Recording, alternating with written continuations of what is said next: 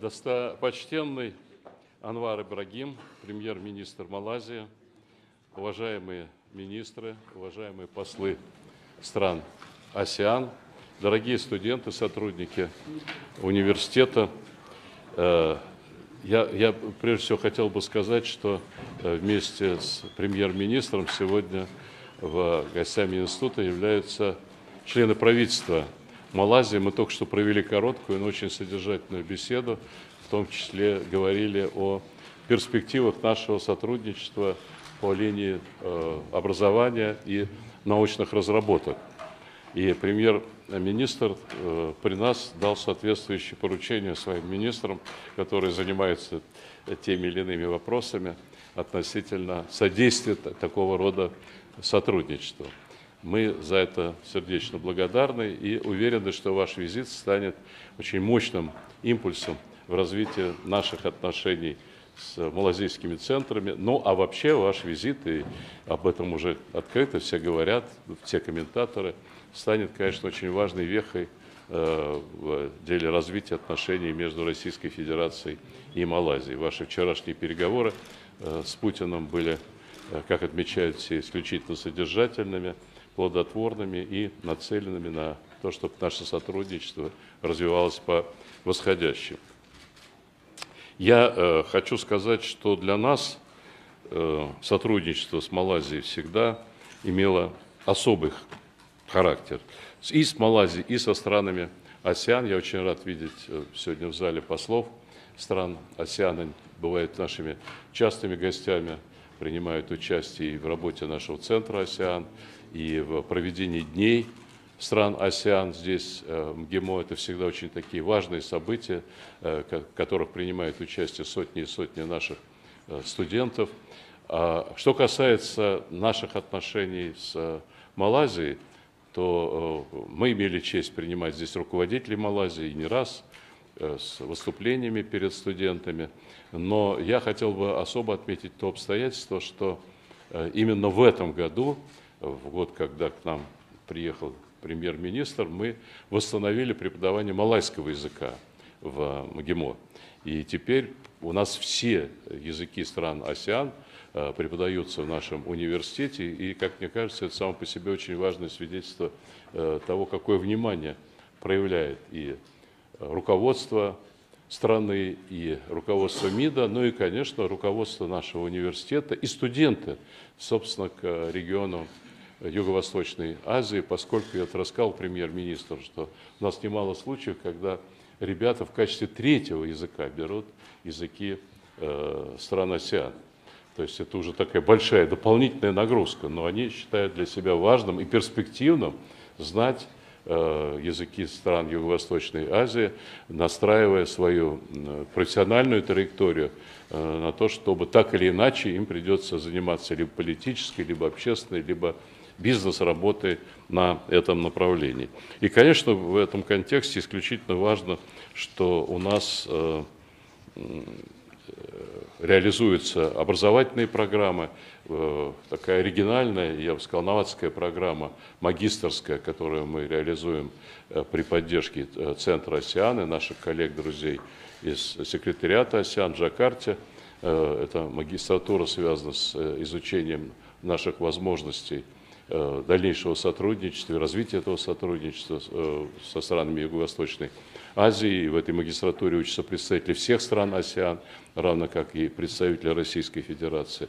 Нас не может не радовать то, что у нас развиваются плодотворные отношения с университетом Малайзии, и мы находимся в процессе подготовки большого соглашения с университетом. Мы хотели бы, чтобы университет Малайя, который является альма-матер нашего уважаемого гостя, премьер-министра, стал базовым для нас, для работы нашего центра АСЕАН, поскольку знаем, что этот университет отличается очень высоким качеством, уровнем преподавания и научных исследований. Мы с удовольствием развиваем отношения и с Исламским университетом Малайзии, с Азиатско-Тихоокеанским университетом. Наши студенты уже не раз бывали в Малайзии, и сегодня у нас реализуется программа двойного диплома с одним из университетов. Ребята уже в этом году, по-моему, получат 2 диплома, и российский, и малазийский. То есть дело идет. Но мы сегодня говорили о том, что у нас очень большие возможности развивать эти отношения и дальше, и мы заинтересованы в том, чтобы у нас в ВУЗе было больше ребят из Малайзии, вообще заинтересованы в том, чтобы сообщество ребят из стран АСЕАН росло. Эти ребята, наши студенты, очень активные, они составляют очень важную часть нашего многонационального студенческого коллектива, да и профессорского коллектива, поскольку он тоже многонациональный, и мы имеем в ВУЗе сегодня и преподавателей из стран АСЕАН. И это все, как говорится, такой очень важный тренд, связанный с существенным расширением наших связей со странами Азии, Юго-Восточной Азии. И спасибо за то, что вы в своей программе, которая, я понимаю, очень жесткая, очень тяжелая, нашли время прибыть к нам в университет и встретиться с нашим профессорско-преподавательским составом. Ну и, конечно, должен вам сказать, что когда мы узнали, что вы будете в Москве с визитом, мы на ученом совете и узнали, что у вас будет возможность посетить наш университет, мы на ученом совете обсудили вопрос выдвижения вас в качестве почетного доктора МГИМО, который внесли наши преподаватели, члены совета, которые знают вашу деятельность, следят за этой деятельностью, специалисты по странам Азии. И наш совет единодушно принял решение голосованием о присуждении вам степени почетного доктора МГИМО. Эта степень присуждается у нас нечасто. Это, в год, может быть, 2 кандидата, которые получают это звание. Мы считаем, что это и наша оценка вашей деятельности, ну и благодарны за то, что вы приняли это наше предложение. И, как говорится, теперь каждый, кто будет приходить в университет, увидит и ваш портрет на стене почетных докторов, где много замечательных людей. Некоторых из них, вы даже, я думаю, многих из них вы знаете лично по своей государственной, политической карьере. И это тоже будет дополнительным стимулом, кстати говоря, для развития наших отношений с малазийскими университетами, центрами научными. И я поэтому с огромным удовольствием сейчас перешел бы к этой процедуре и предложил, во-первых, зачитать решение ученого совета нашего университета о присвоении звания почетного доктора достопочтенному Анвару Ибрагиму, премьер-министру Малайзии, за его вклад в укрепление мира, международного сотрудничества и за его усилия по развитию дружественных связей между народами. Сейчас попрошу коллег вручить премьер-министру мантию.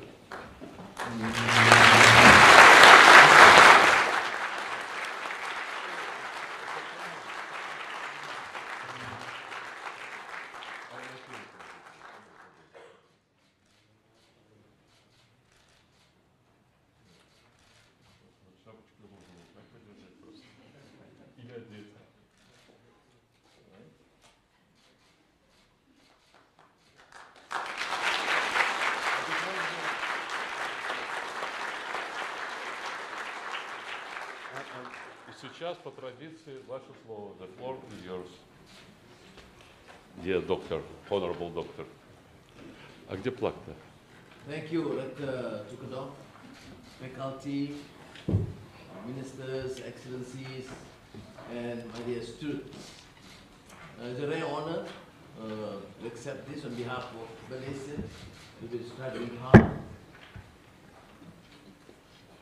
It's a rare honor for all Malaysians and peace-loving people of the world who believe in justice, in peace, and accept humbly.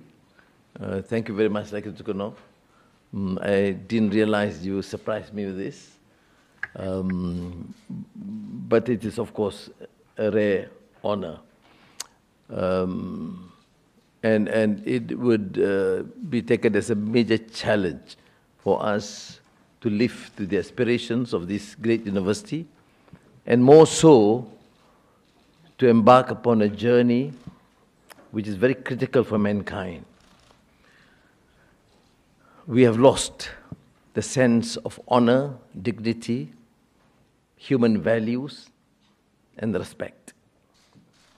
And it is a challenge, mainly to the young, to do our utmost to assimilate knowledge, imbibe the know-how, the new disciplines of digital transformation and artificial intelligence, and the need to transform our societies through energy transition.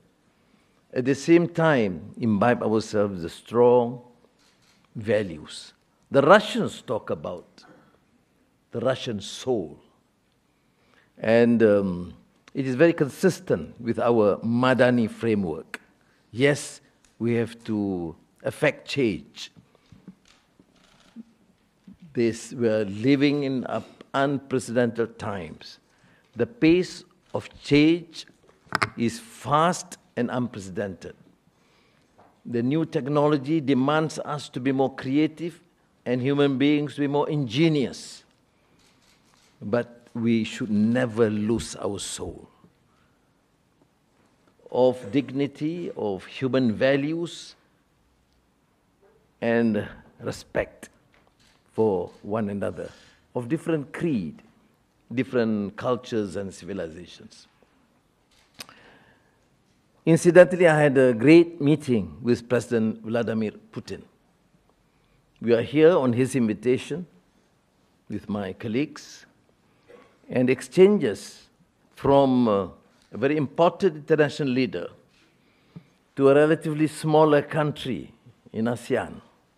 But we accorded the sense of respect, of equality in the level of comfort. And this is what needs to be promoted in the world. We don't believe in unilateral decisions and display of power and arrogance.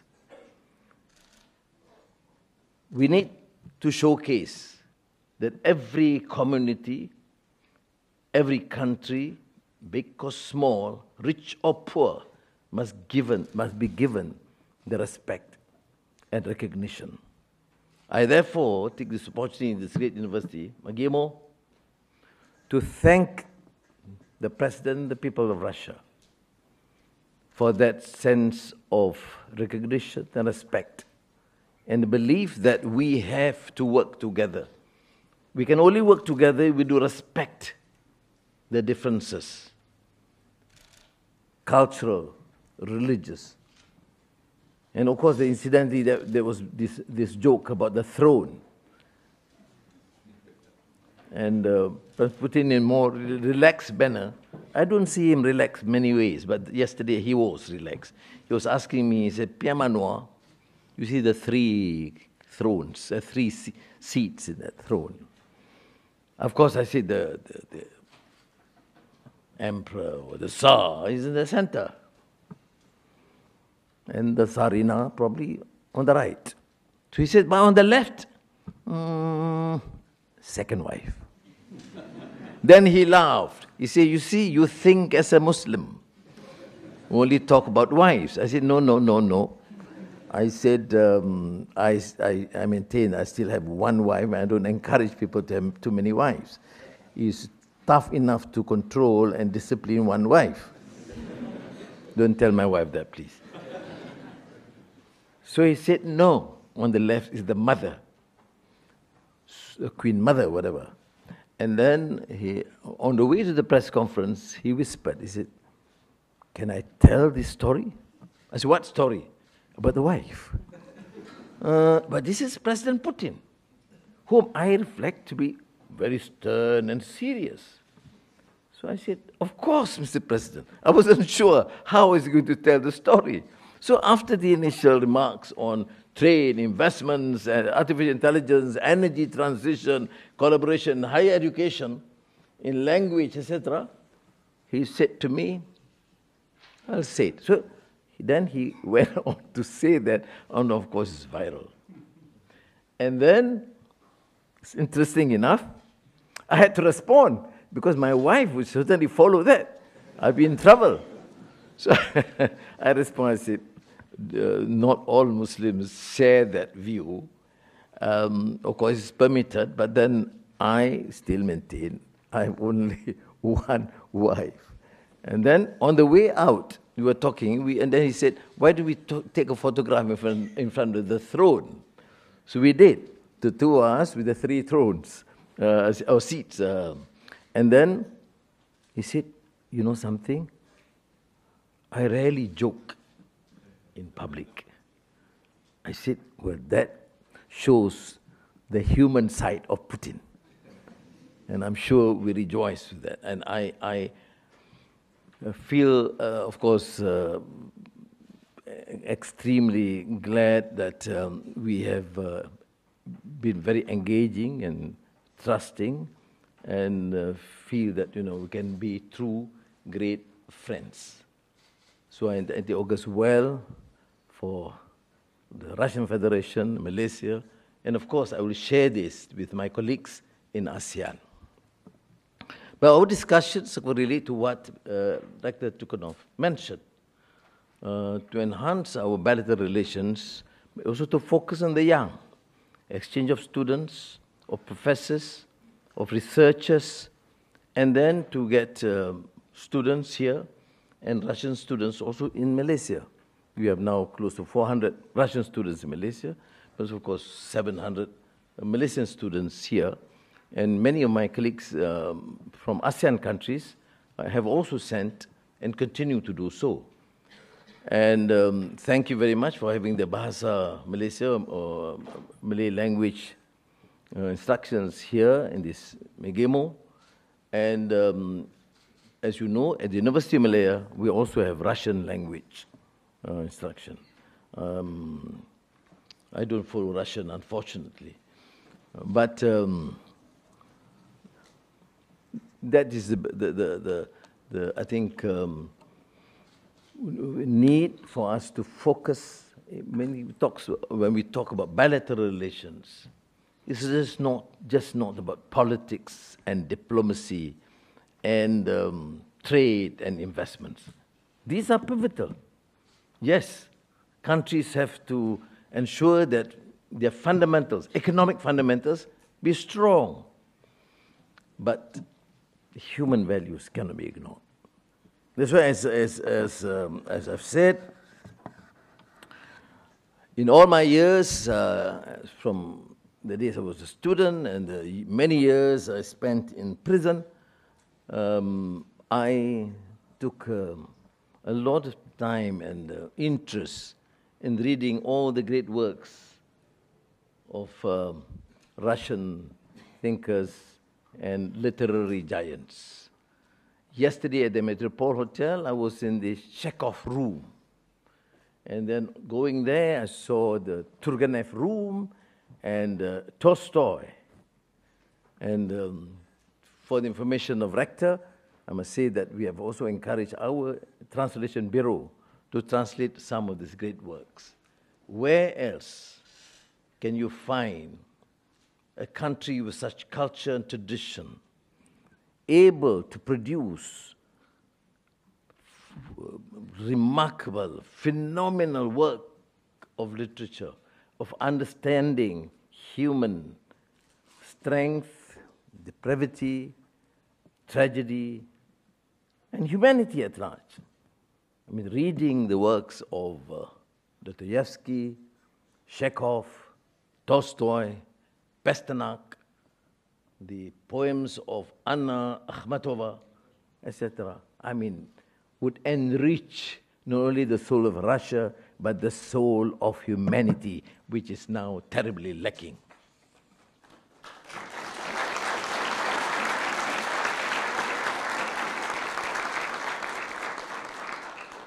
And this is consistent what we talked about polylogue among civilizations.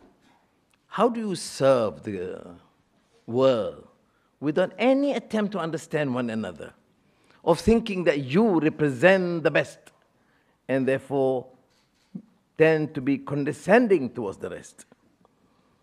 So polylogue among civilizations is not about erasing other cultures or distinctions. It's about recognizing the strength of one another. That's why I used to say, in these post-normal times, often we ignore the importance of these values, intrinsic values of humanity, of justice, of respect. Even how we look at the issues in the world today.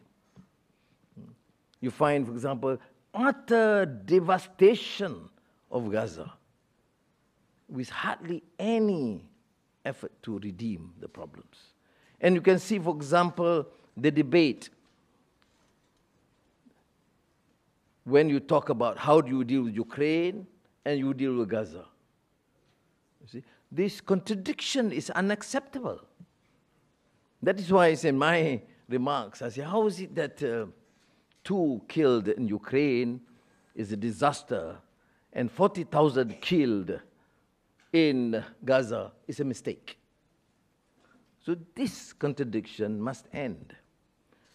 I told President Putin that we look forward to this success of these negotiations taking place in Istanbul today. And we support all efforts, initiatives to resolve this amicably and peacefully. No country should be used to support design of others. We have to have the patience to deal with it. With President Putin, I even embarked on a very sensitive subject. The shooting of MH17, the Malaysian plane that caused 43 deaths of Malaysians. I mean, people would say, unless you are a true friend, you can't discuss this. And I raised this question as a true friend. I said, how do I respond to this ICAO UN report? And mind you, President Putin shows so much, a great concern of this tragedy. And told me in very clear terms, we should get the bottom of it. Any international effort to resolve this must be done professionally, scientifically. And of course, I would accept that. That is a precondition. But to my mind, for a small emerging country in economy like Malaysia, why do I get this courage to ask President Putin? Because I trust him as a friend. And his response was, to me, extremely helpful. He says, no question, it's a major tragedy. And there's no question that we will get to the bottom of it. We'll give all the cooperation possible to find out the truth behind this tragedy. Now, but of course you must have credible institutions, independent, professional institutions. And it is very complex because countries sometimes expect us to be hard and divisive. So I'm just sharing with you one episode, which is clearly a way where we can work among nations to secure ultimately through peace. And I am very fortunate that I come from a region, Malaysia, and ASEAN, the most peaceful sub-region in the world. And ASEAN, the most vibrant economically, fastest growing economy in the world. Why? There's peace in the region. We establish extremely close relationship with the leaders. Any issue, say Myanmar, we say, well, we have to find consensus. When I decided to go to Bangkok to meet the military junta and the opposition prime minister, the 2 prime ministers in the same country, I consulted all leaders of ASEAN. Can I do that? Because there was a terrible earthquake, that they need to have a ceasefire, that we need to have humanitarian efforts. And without exception, all of them, Singapore, Philippines, Brunei, Indonesia, Vietnam, Laos, Cambodia, Thailand, all said, please proceed. And after that, I immediately called them to tell them about the level of success and engagement that we have. So I'm not saying that this is due to one country or Malaysia, no, but because of this trust and comradeship and engagement between the leaders of ASEAN. And I'm very fortunate to be given that trust to coordinate the efforts. So, you remember in Fathers and Sons by Turgenev. We sit in the mud, my friend, and reach the stars. Quote. This captures the human condition, grounded in struggle. We sit in the mud, yet reaching with ideals something higher. This is the brutal reality of the world. But also, more importantly, an enduring promise.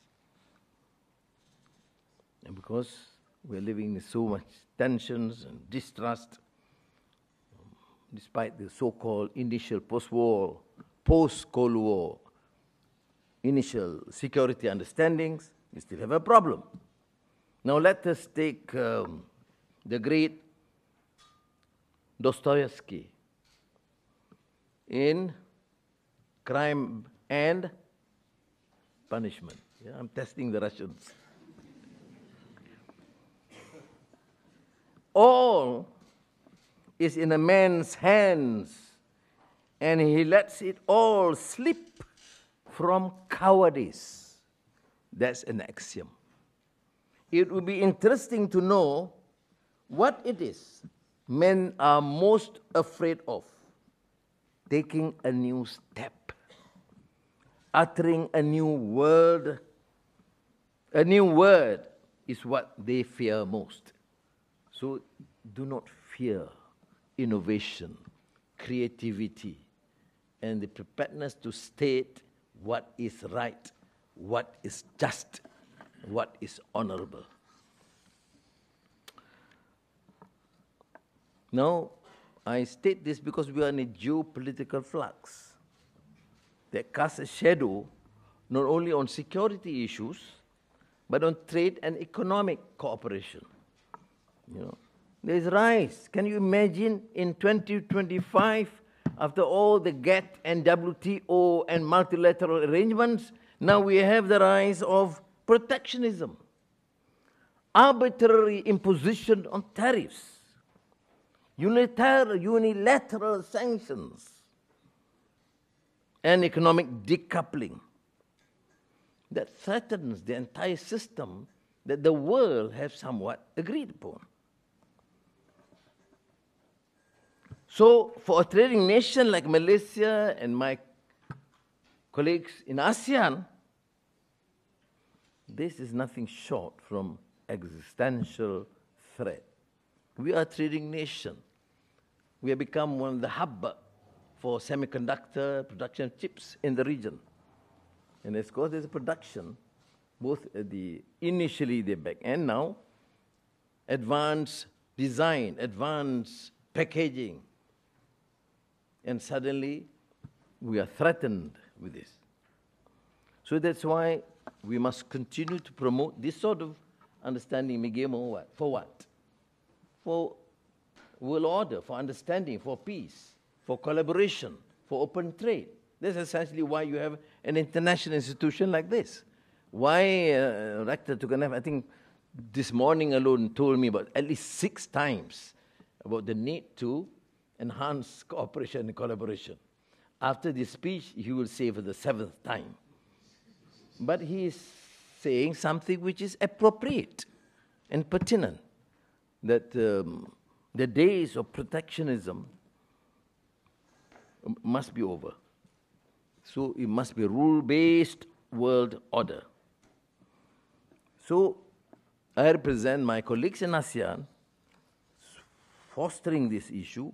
That's why we support CPTPP, RCEP, and now with Russian support. Mind you, the country that proposed Malaysia's entry as a partner in BRICS was Russian Federation. It was President Putin that proposed in last year's meeting, and of course supported by China, India, Ethiopia. We are very fortunate. So that's where BRICS stand for, and I think we in Malaysia look forward to opening up trade and market from traditional partners. Now, notwithstanding what I've said, please remember that the United States is the largest investor into Malaysia and our largest trading partner. But it doesn't stop us from stating what we believe is right and honorable. Now, Alexander Solzhenitsyn reminds us the line dividing good and evil cuts through the heart of every human being. This reflects a universal truth.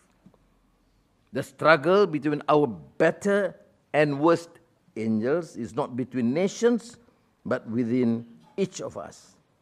It is the humility that allows us to pursue his interests.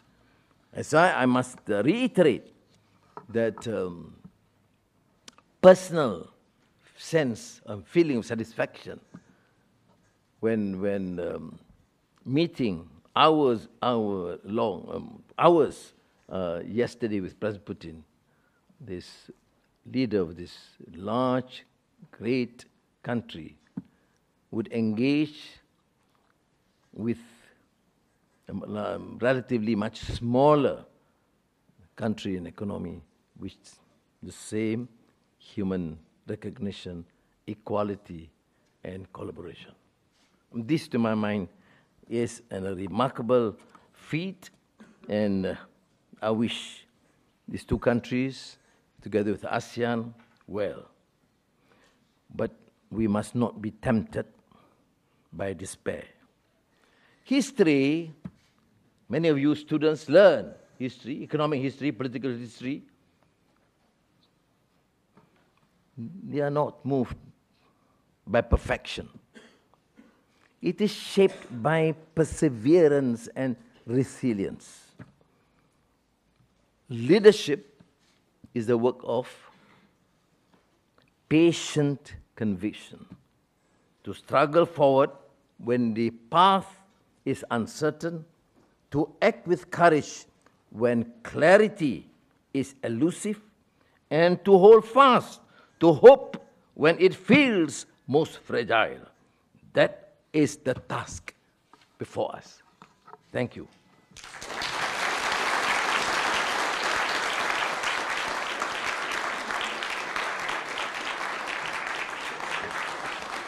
Thank you very, very much, dear Prime Minister, for your excellent, emotional, and inspiring speech. Thank you very much. And we all admire your knowledge of the Russian literature.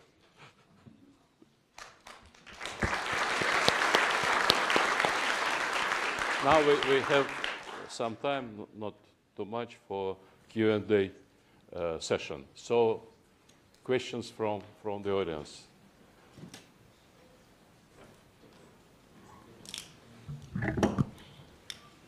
Your Excellency, thank you very much for your lecture. My question is as follows. I'm Farid Mercida from School of International Relations at MGIMO University. Well, Malaysia is chairing ASEAN this year, and my question is as follows. In an era of political turbulence and economic uncertainty, how can ASEAN foster unity among its member states to effectively bridge the world and create a cohesive regional response to global challenges? Who told you to ask such difficult questions? Thank you very much. Thank you very much. Now, ASEAN takes a common position on most issues. Of course, there are different countries, different emphasis and bias, but generally, for example, say the most contentious or more difficult conflict that we are facing, issue that we are facing, say Myanmar. The consensus is okay. Do whatever it takes, engage however, but remain the 5 principles. We call it 5-point consensus. And that's why in my engagement, when I say I'm to talk, they know that I will toe the parameters agreed upon. Now on tariff, we have these bilateral discussions. All countries in ASEAN are having bilateral engagement with the United States. But all of them asked, if possible, for Malaysia as President Chair to at least present the ASEAN case. It's 650 million people, $3 trillion. It's not small when we see as one regional bloc. So we have both bilateral, but also the understanding that we also speak up for ASEAN. Now let us talk about say many contentious issues, say issue of Gaza. Of course, there's different levels and degree, but no one wants this to continue. All wants a ceasefire. All says you have to respect human dignity. Some may pronounce that you recognize Palestinian state. Some may take some time, but no country in ASEAN has condoned these indiscriminate killings and colonialism of Gaza. Thank you. Thank you very much.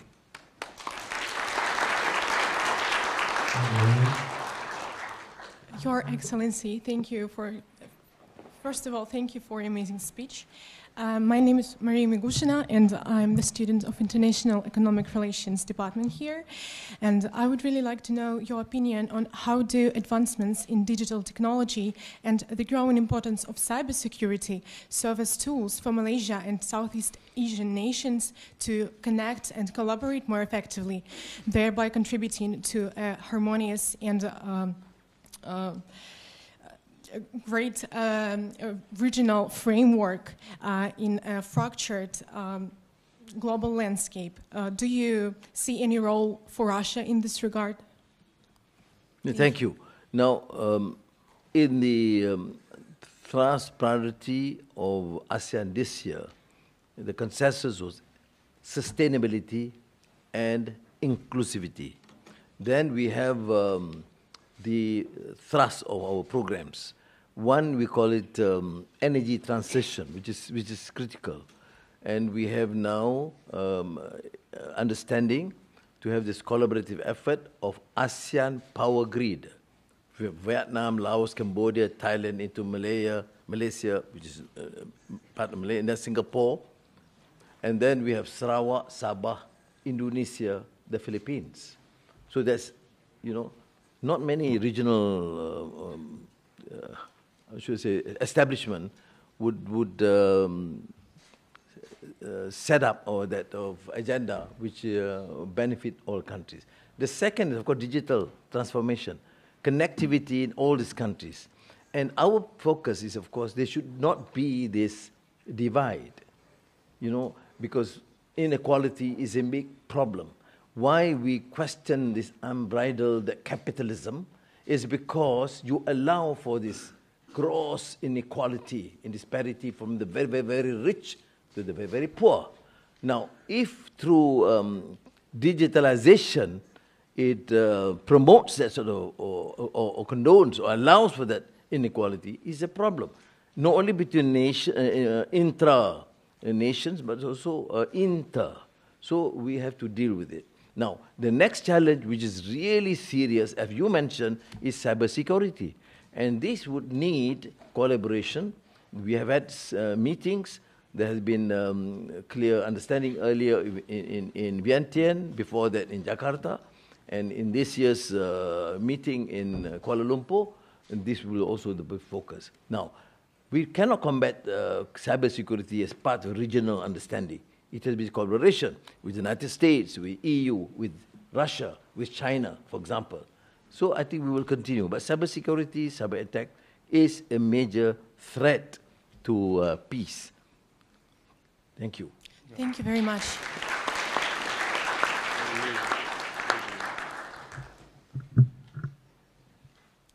Saya akan memperkenalkan diri. Nama saya Kira Tabunova.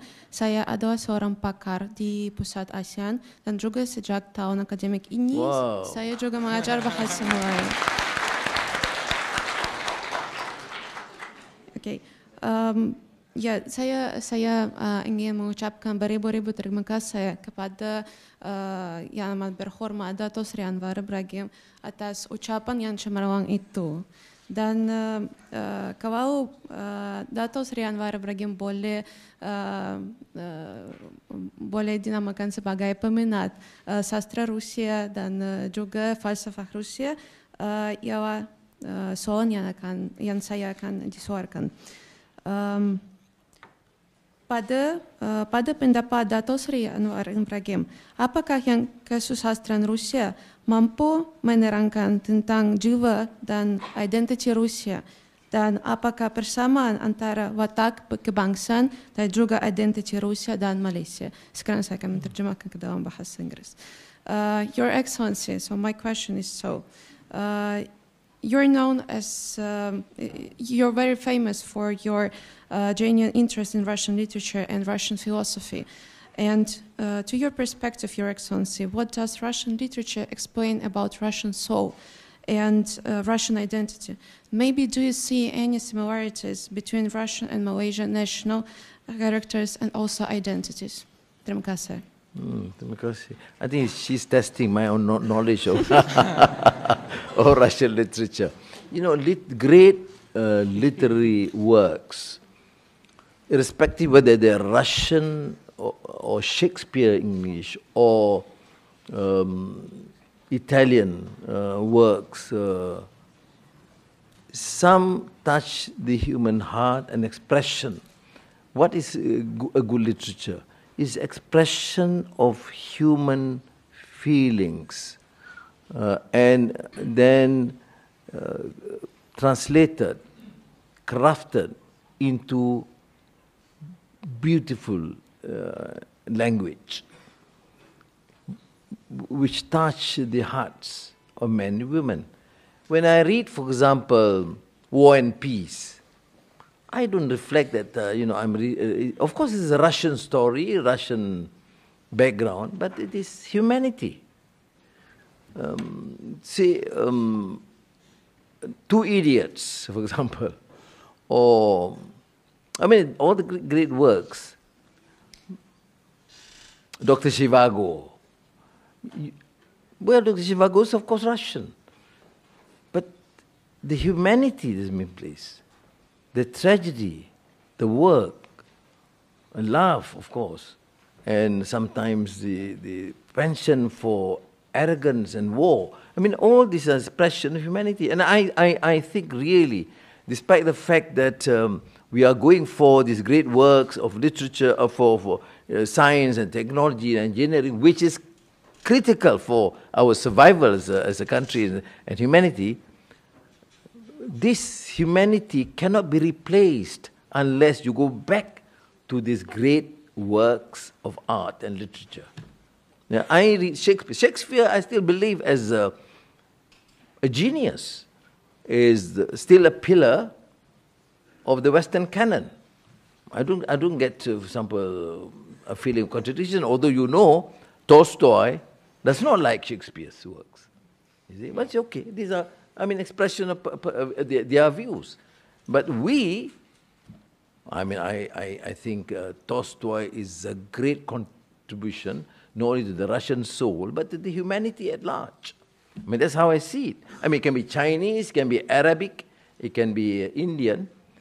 So I see in that context, how do they contribute? I would challenge anyone who says no, read. The problem is that, it's Russian. Maybe communist is dangerous. Then you're completely ignorant, completely, dismissive, without even attempting to understand and appreciate. I don't share that view. Any great work, and I think it will be a major contribution. It touches the heart.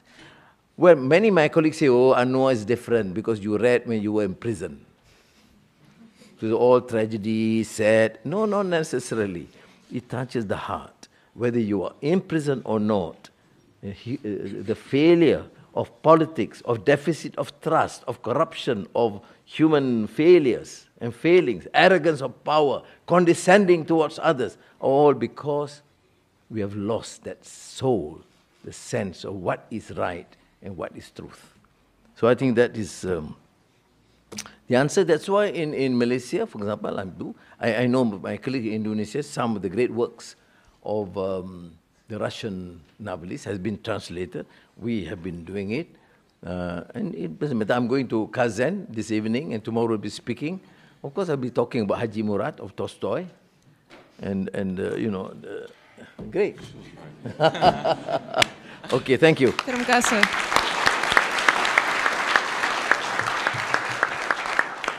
Премьер-министр даже знает, что Толстой не любил Шекспира. У нас не все об этом знают. Пожалуйста. Selamat pagi, Datuk Seri Anwar Ibrahim. Selamat datang ke Moskow. Terima kasih untuk waktu Anda. I'm going to switch straight away to English as I'm not as fluent as Kira in Malayu, as I started learning this language only in September, so I'm one of those lucky ones. That's great progress. Terima kasih banyak. Terima kasih banyak-banyak. Yeah. September this year. Yeah, September this year. I'm learning both. December, yeah, that means it's a matter of few months. Yeah, not like, yeah, but 6 months or something. Yeah. Good. But we have very... You try me in Russian, 6 months. But we have very good professors here in MGIMO. They're the best ones. Thank you, thank you. They're also present here. So my name is Denis Zhuchkov. I'm the student of the first year of the master's program, Russia-ASEAN Strategic Partnership. And my question is as follows. So at the Eastern Economic Forum, at the plenary session, you were asked a question regarding BRICS, namely how Malaysia sees its participation in the organization. And after the BRICS Forum held in Kazan, in which I have also participated thanks to the Volunteer Center of MGIMO as the volunteer of the Protocol Service.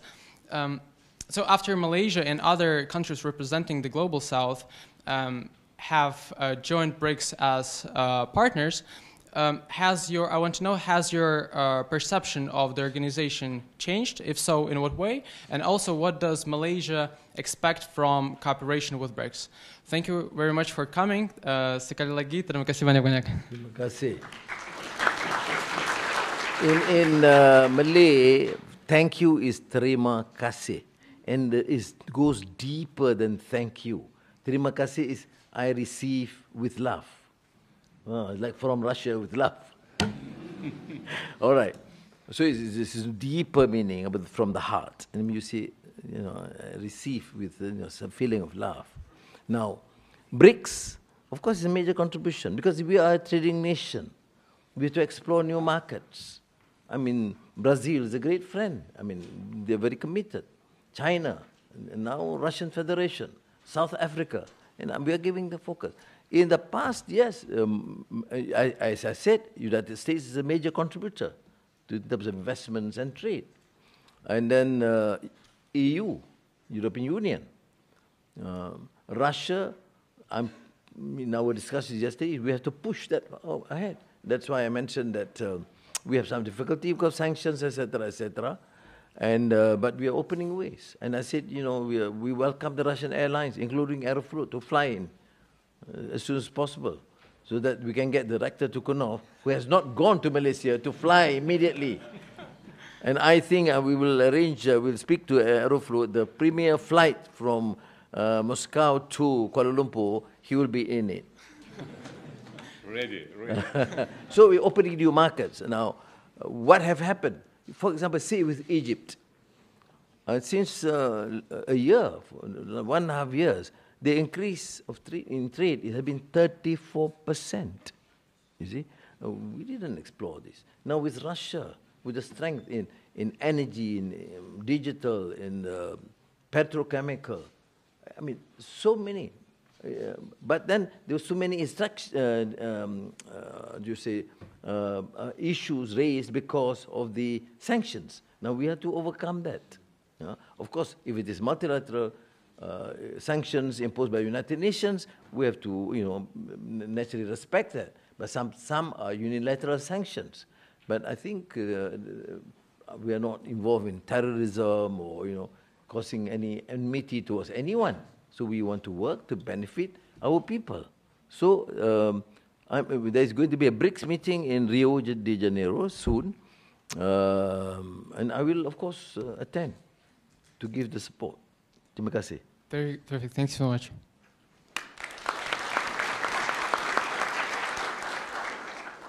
Thank you a lot for coming. I'm a first-year student of the School of International Economic Relations here. My name is Viory. Your Excellency, you're going to visit a Kazan forum on Russia and the Islamic world. In your opinion, what role can play our Muslim communities in strengthening Russia-Malaysia relations further? Thank you. Thank you. Now, Russia is a vast country, and also have a big number Muslim population. And I've seen, for example, the support of, is more inclusive in terms of the attitude of the government. Mosques have been built. People, you tolerate all religious activities of various communities and religious denominations. And I think that's a good sign. And in fact, encouraging this Kazan Islamic Economic Forum. That's why I choose to attend, because there's also huge potential. On Islamic finance, halal is the trillions of dollars. It's not small. So other than following some Islamic precepts, it also allows for vibrant economic activity. And that's why I think the Kazan Forum is important. Terima kasih. Thank you. Selamat pagi, greetings and здравствуйте to Datuk Seri Anwar Ibrahim, my Prime Minister.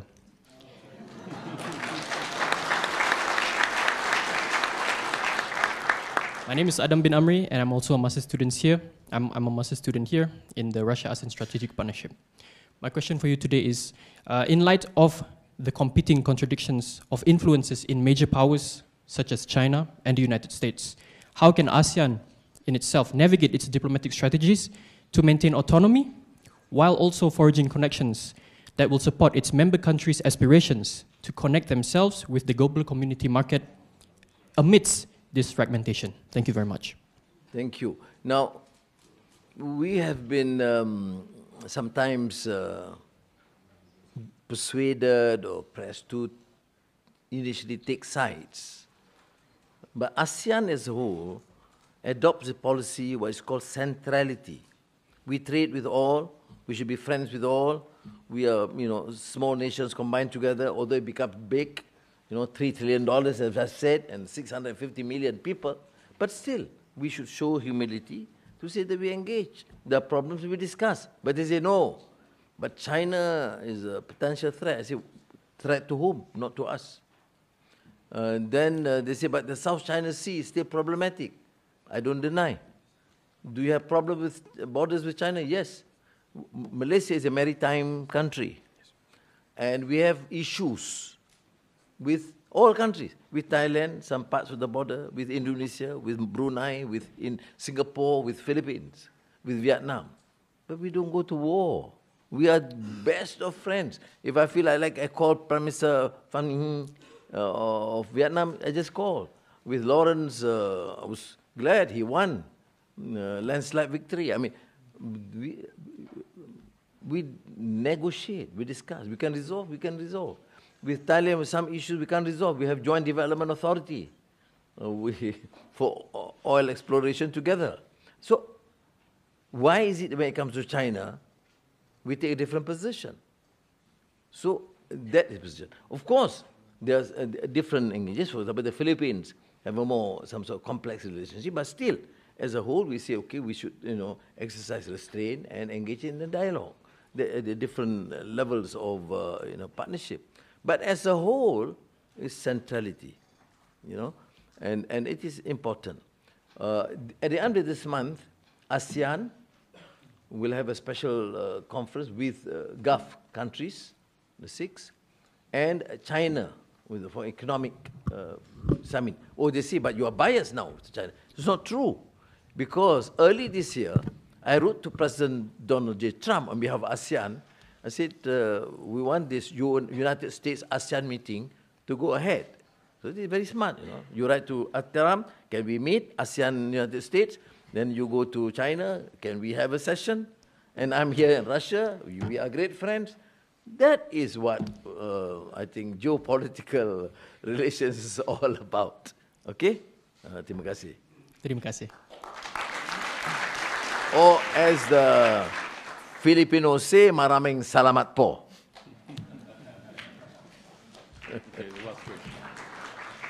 Ya, selamat pagi, Bapak Ibrahim, yang saya hormati. Terima kasih atas kedatangan Anda ke universitas kami. Pertama-tama, saya harus minta maaf karena saya akan bertanya dalam bahasa Indonesia, bukan dalam bahasa Belanda, karena ini adalah bidang spesialisasi saya. Oke, terima kasih banyak sekali lagi.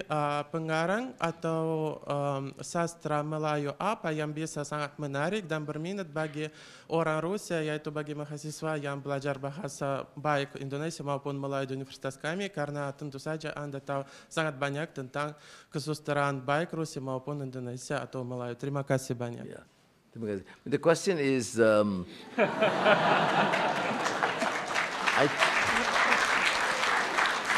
very good bahasa, I tell you.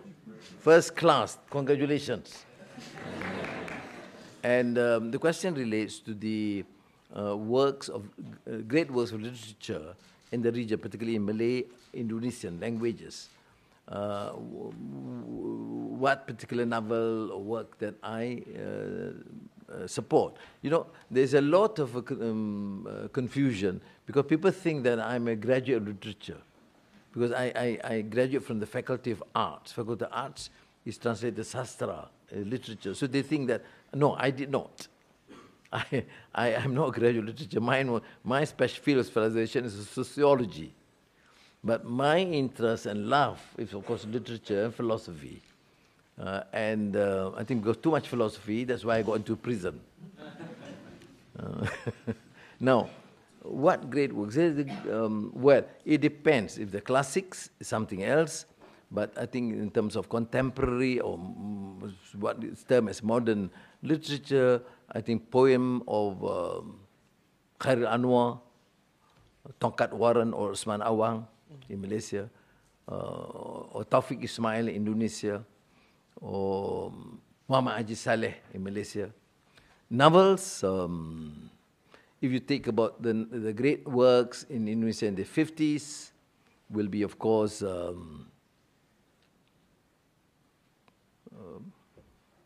Salah Asuhan. I mean, you're familiar with this, as one of those. Or the works of Hamka, Tenggelamnya Kapal Van de Beek. Malaysia do not, of course, produce as great in the 50s.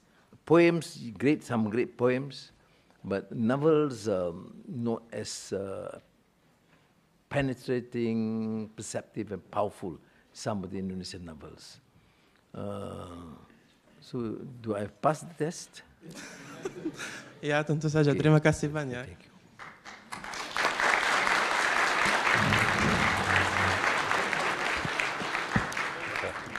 Dear Prime Minister, I just want to admit again how much we appreciate your visit to our university, and for us it was, and it is a great pleasure to listen to you and to know you better than we knew before.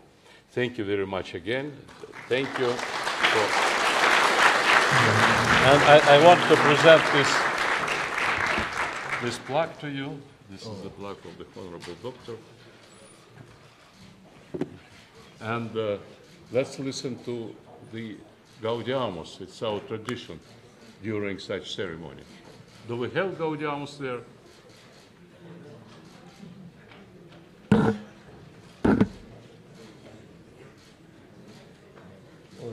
No, we don't have.